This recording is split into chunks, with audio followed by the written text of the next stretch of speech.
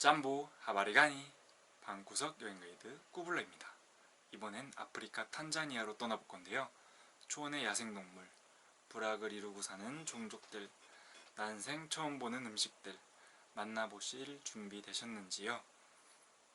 일단 탄자니아의 역사부터 보고 가실게요. 탄자니아의 올두바이라는 고고학 유적지에서 최초의 석기도구가 발견되었습니다. 이런 석기도구를 올두완이라고 하는데요. 약 250만 년 전에 만들어졌다고 합니다. 또 레톨리라는 유적지에서 가장 오래된 인류의 발자국이 발견되었습니다. 약 360만 년 전의 발자국인데요. 이렇게 탄자니아를 포함한 이쪽 동아프리카는 원시 인류의 화석이 많이 발견되어서 인류의 요람이라고도 불린답니다. 이후로 4000년 전쯤에는 닐트로족과 쿠시트족이 북쪽 에티오피아 쪽에서 내려왔고 3000년 전쯤에 시작된 반투족의 이동으로 반투족이 콩고 쪽에서부터 탄자니아까지 이주해 오면서 철기 문화도 널리 퍼지기 시작했습니다. 3세기 무렵부터는 아랍인, 페르시아인, 그리스인이 동아프리카에 자주 등장해 일찍부터 교역을 시작했습니다. 아랍과 페르시아인들이 동아프리카 해안에서 노예와 상아, 금, 무역을 하고 있을 때 남부 아라비아 사람들은 전쟁을 피해 잔지바르 섬으로 이주해 왔습니다. 잔지바르는 검은 해안, 즉 흑인들의 해안이라는 뜻이고요.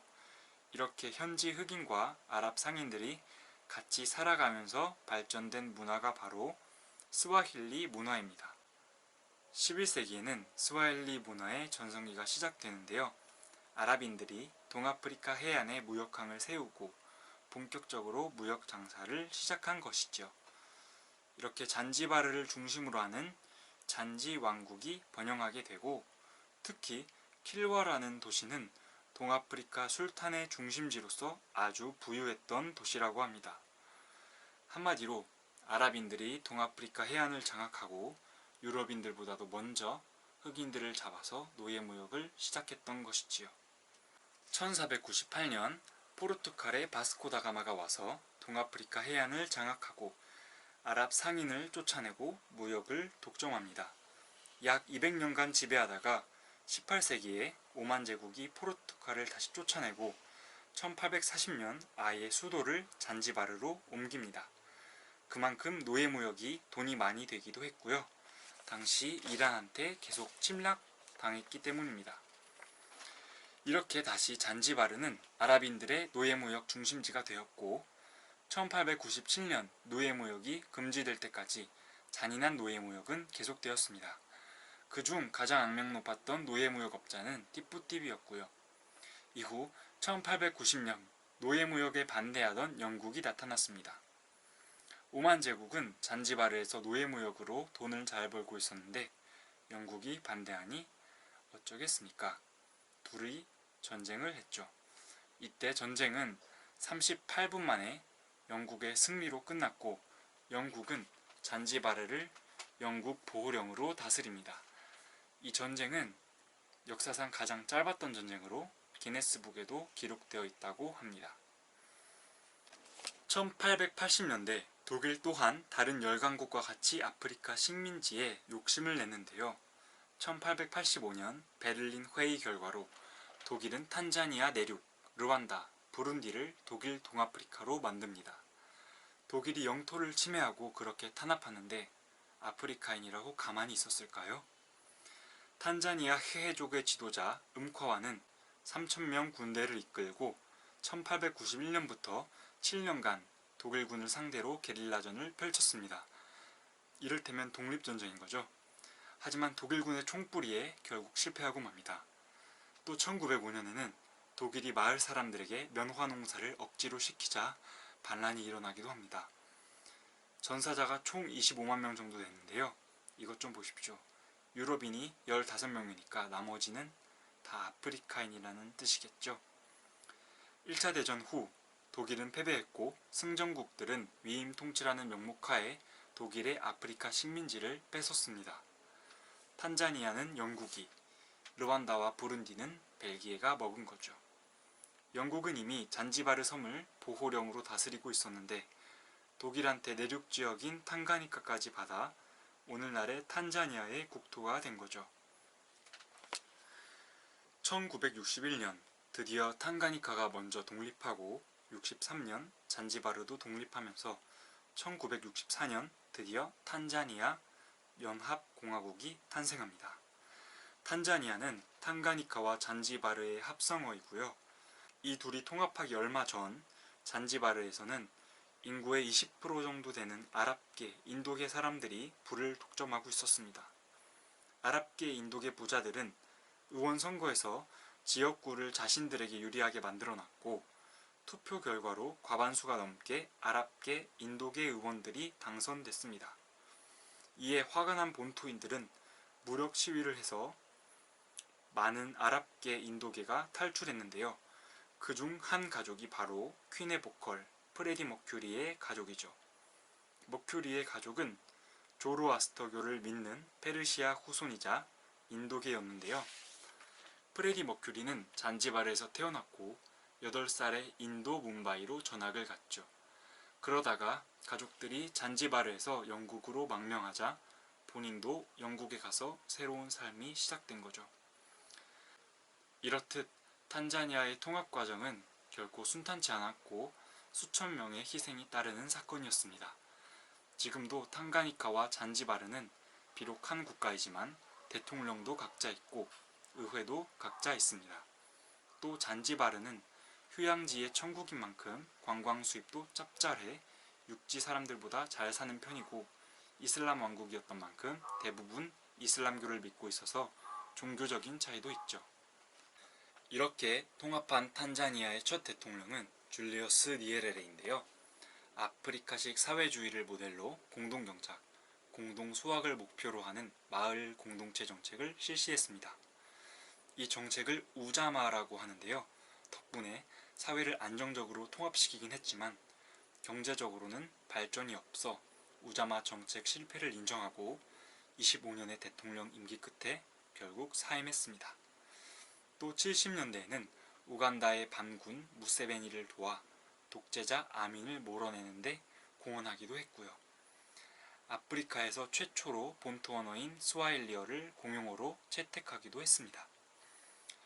80년대에는 경제가 많이 어려워져서 정책 경로를 사회주의에서 시장 경제로 바꾸고 외국인 투자 유치를 확대하고 부채를 탕감받고 관광 자원을 개발하는 등의 노력을 해서 90년대에는 연 4% 정도의 꾸준한 경제 성장률을 올리는 등 아프리카에서 가장 안정적인 나라라는 타이틀을 얻습니다.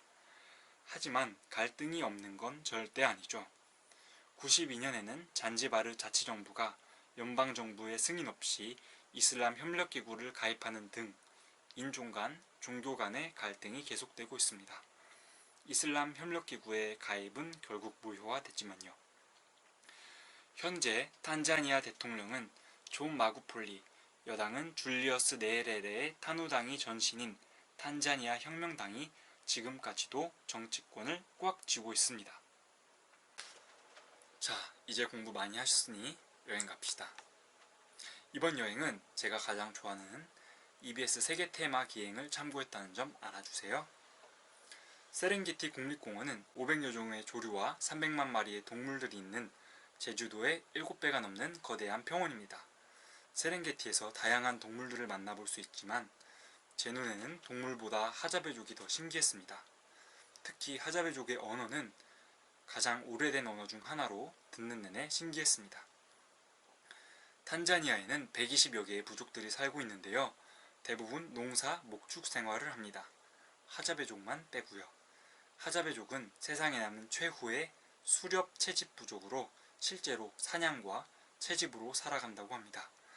그래서 족장도 연장자가 아닌 사냥을 가장 잘하는 사람이 족장이라고 해요.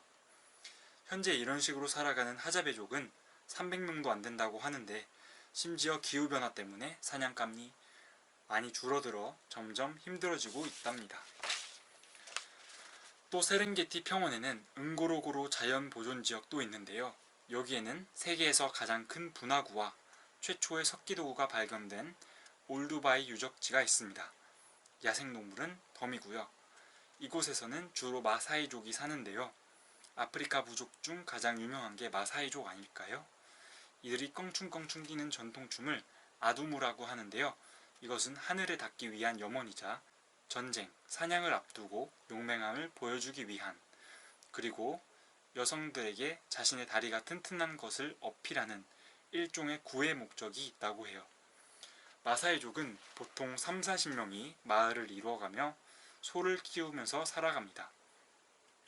응고로고로도 소의 단 방울소리 때문에 응고로고로라는 이름이 생겼다고 해요. 사자가 송아지와 자기 아이를 공격하면 송아지를 먼저 구하라 라는 마사이 속담이 있을 만큼 이들에게 소는 정말 소중한데요. 그들에게 소는 부이자 생활 필수품이기 때문입니다. 심지어 소의 배설물은 집을 짓기 위한 건축재가 되고 요리를 하기 위한 땔감이 되기도 하죠. 마사이족 남성 평균 키가 175cm로 꽤 큰 편인데 이것도 매일 우유를 마시기 때문이라고 해요. 또 이분들의 전통 의상은 슈카라는 면직물인데요. 전통적으로는 송아지 혹은 양가죽으로 만들어 입었답니다. 특히 빨간색을 좋아하는데요. 빨간색은 사자도 물릴줄 만큼의 용맹함을 상징한다고 해요. 또 여성들은 지혜와 존경의 상징인 긴 귓볼을 만들기 위해 돌, 나무 뼈를 이용해 인위적으로 귀를 늘리고 무샹가라는 목걸이를 즐겨 착용합니다. 2000만 년 전 아프리카와 아라비아 반도가 갈라질 때 거대한 골짜기가 생긴 게 바로 동아프리카 지구대인데요. 아프리카 최고봉인 킬리만자로를 포함해 많은 화산이 있고 세계에서 유일하게 탄산염 용암을 분출하는 활화산이자 마사이어로 신의 산을 뜻하는 올도이뇨 랭가이 화산이 있습니다. 이 흰색이 덮여있는 건 눈이 아니라 화산재입니다. 고도 5895m, 아프리카의 최고봉 킬리만자로는 스와힐리어로 빛나는 산이라는 뜻으로 세계 테마기행에 봤을 때 차가족이 한 마을에서 살고 있었는데요. 은베게라는 바나나 맥주 꼭 한번 마셔보고 싶더라고요. 또 울루구루 산맥에서는 초마 마을에 사는 루구루족을 만날 수 있는데요. 인도양에서 불어오는 해풍의 영향으로 비가 많이 와 농사짓기 좋은 땅이라고 합니다. 그래서 여기 특산물이 바로 울루구루 산의 양질의 흙으로 만든 진흙 케이크인데요. 임산부나 몸이 아픈 사람이 미네랄, 칼슘 등을 섭취하기 위해 먹는 건데 진흙 케이크라. 어떤 맛일까요? 그리고 탄자니아 집밥에 올라오는 음렌다 소스와 옥수수 가루로 만든 뻑뻑한 죽, 우갈리 꼭 한번 맛보고 싶네요. 세계에서 두 번째로 깊은 호수, 탕가니카 호수에는 곰베 국립공원이 있습니다.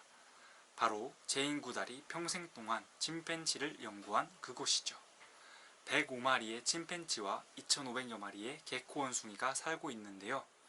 개코 원숭이도 성질이 장난 아닙니다. 표범과 싸워 이길 수도 있고 7마리가 모이면 사자도 이긴다고 하네요. 신기했던 건 침팬지의 감정이 엄청 드라마틱하다는 거였는데요.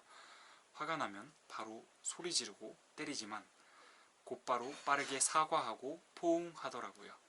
감정 표현 솔직함의 끝판왕인 것 같습니다. 침팬지들은 수컷은 영역을 지키고 암컷은 아이를 돌보는 업무 분담이 무척 뚜렷한데요. 보통 침팬지가 태어나면 6월까지 어미젖을 먹고 3-4살까지는 엄마한테 엎혀 지낸다고 해요. 5-6살까지는 어미에게 먹이 찾는 법, 도구 쓰는 법을 배우며 자립할 준비를 합니다. 어미는 보통 6년마다 출산을 하고 모성애가 강해서 새끼를 못 낳는 어미 침팬지는 부모 잃은 아이를 입양하기도 한다고 합니다. 다시 인도양으로 돌아와서 탕가로 가볼 건데요. 과거 노예와 상하를 무역하던 항구, 이제는 어선들로 활기를 띱니다. 고깃배에서 생선을 직접 산 후에 근처 식당에 가서 구워 먹을 수도 있다니 이런 낙원이 또 있을까요? 쌀가루에 설탕과 코코넛 우유를 섞어 만든 아침 식사 대용빵 비툼부아와 바오밥 나무 씨앗에 설탕, 생강, 라즈베리를 넣어 만든 사탕 우부유도 한번 먹어보고 싶습니다. 보기만 해도 시큼하네요. 탕가에서 케냐의 몬바사까지 있는 석회동굴은 아프리카에서 가장 큰 석회동굴인데요. 1억 4천만 년 전 주라기 시대 때 만들어졌다고 합니다. 바로 암보니 석회동굴입니다. 또 탕가에서 배를 타고 나가 샌드뱅크에 가서 수영도 하고 싶네요. 썰물 때만 나타나고 밀물 때는 물에 잠겨 매일 2번씩만 나타나는 모래섬 샌드뱅크, 망망대해에서 수영도 하고 모래섬에 누워 쉴 수도 있고 생각만 해도 신이 납니다. 이상 탄자니아 여행이었습니다. 과일이